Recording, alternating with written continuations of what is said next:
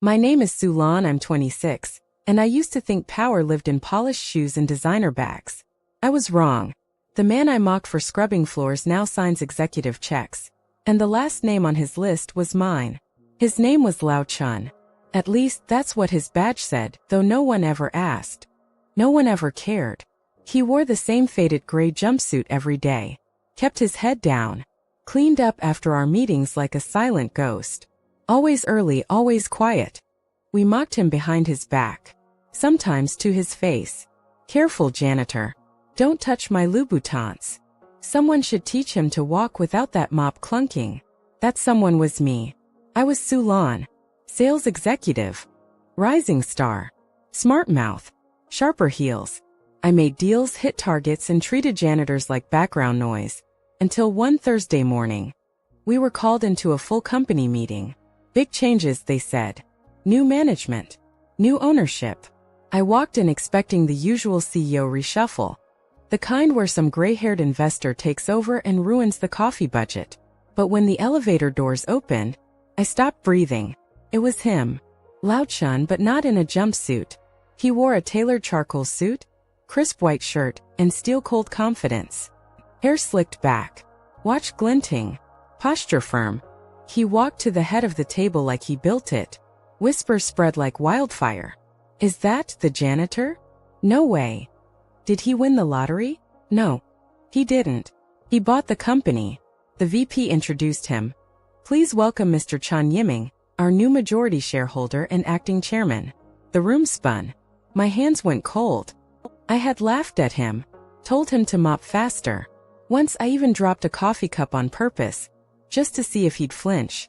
Now he was in charge. And the way he glanced at me from across the boardroom? It wasn't anger. It was calm. Like he knew exactly what he was about to do with the people who thought he was nothing. The next day everything changed. Lao no Mr. Chan Yiming took the corner office with the skyline view. The same one our old CEO guarded like a throne.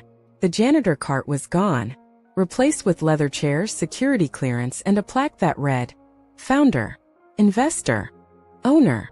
Turns out the janitor had been listening all along. While we talked numbers, he studied balance sheets. While we boasted about our degrees, he bought stock. While I rolled my eyes, he rose. I couldn't avoid him. His office was now across from the conference room. His assistant, a woman I once ignored in the lunchroom, poetic. We had a weekly executive meeting.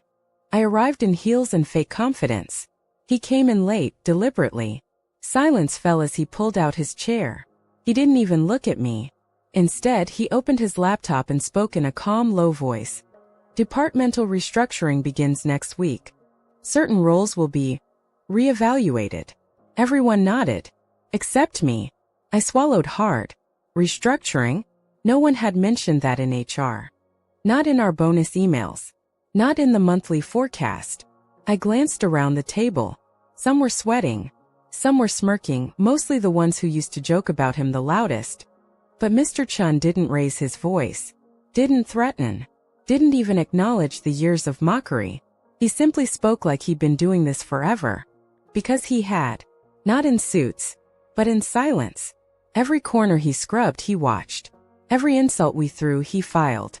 Not for revenge, but for clarity. And now that he had power, he didn't need revenge. He only needed a pen. And I started to realize, he wasn't just sitting in the CEO chair. He was sitting in judgment. The silence was the worst part. He didn't confront me, didn't throw my insults back in my face, didn't make speeches about humility or karma. He just let me exist in the tension. Each morning I came in waiting for the email. That HR ping. That calendar invite marked exit interview. But it never came. Instead, he passed me in the halls like I was invisible. Funny, isn't it? That the man I once called invisible now made me feel like I was fading. I tried to act normal. Tried to overperform, stay late, smile in meetings. Tried to erase every time I had laughed at his clothes, mimicked his accent, sneered when he walked by. But it was too late. Because power doesn't forget. And Mr. Chan? He remembered everything. One afternoon I got summoned to his office. Just me. I walked in with my stomach in knots. He didn't offer me tea. Didn't ask me to sit. Just looked at me over a stack of acquisition reports. Do you remember what you called me last year? I froze. My lips parted. But no sound came. He waited. I stammered, it was a joke. He cut me off with a small laugh. No, it wasn't. You meant it. I dropped my eyes. Then he said the line that gutted me. Still think I don't belong here? Tears stung my throat, but I held them back. Because the truth was written all around me. On the title plaque, the spreadsheets, the reverent way everyone said his name. He didn't just belong here. He built it. Silently. Patiently. With more dignity than I had ever shown. I'm sorry, I whispered. He didn't respond right away. Just closed the file in front of him and said, Good. Now go do your job. No yelling. No threats. Just distance. But somehow that was worse. Because mercy from the man I mocked felt heavier than any punishment. Rumors spread like wildfire. Restructuring became the word of the week. The break room emptied. Colleagues whispered in corners. People who once bragged about job security were now refreshing their inboxes in fear. But me? I was oddly calm. After all, he hadn't fired me yet. He gave me mercy in his office. Maybe that meant I was safe. Maybe I had been wrong, but he was better than revenge. Right? Then Friday came. HR rolled in with printed folders. One by one, people were called into the meeting room. The guy from logistics. 2 junior managers. Even Mrs. Zhou, the sweetest admin in the company. Gone. By noon 10 had been let go. I stayed frozen at my desk. Refreshing. Waiting. Hoping. Nothing. At 3 p.m. Mr. Chun walked through the floor. Not with security. Alone. Calm. He walked past every desk, silent, unreadable. Then he reached mine. Paused. Our eyes met. His voice was steady. Meeting room. Now. I stood legs weak. Every step toward that door felt like the world narrowing. I entered expecting silence. But the room wasn't empty. There was a box already waiting for me on the table. Brown. Plain. The kind you pack when you're told. You're done. I opened my mouth to beg, to explain, to apologize again. But he spoke first. You weren't the worst, he said softly. But you were loud, proud, and cruel when no one was watching. I said nothing. He walked toward the door, then turned back. And that's why you're last. Not first.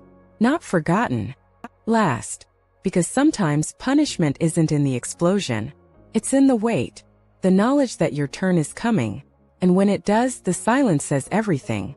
He walked out. I was alone. Just me and the box. And the weight of everything I once laughed at now laughing back. The elevator ride down felt longer than any meeting I'd ever sat through. The box in my arms held more than old pens and office mugs. It held shame. Held every snide comment. Every dismissive glance. Every you missed a spot I'd ever tossed his way. I stepped into the lobby. There he was, Mr. Chun, standing by the glass doors. Not waiting. Just watching. He didn't call security. Didn't mock me in return. He just walked over. Looked me straight in the eyes. And handed me something. A sealed envelope. Inside. A letter of recommendation. Signed by him. And scrawled beneath in his handwriting. You're talented. But next time remember. Respect is never below you. That broke me. Not the firing. That. Because the man I treated like a ghost chose grace when he could have chosen cruelty. He didn't need revenge. He had dignity. I clutched the letter with trembling hands and looked up to say something, anything. But he was already walking away. Not gloating. Not looking back. Just moving forward. The way powerful people do. The kind of power that doesn't need noise. I left that building no longer an employee, but no longer blind either. For the first time in my life, I understood what real success looks like. It doesn't scream.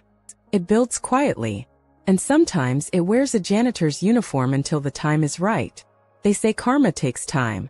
In his case, it took control.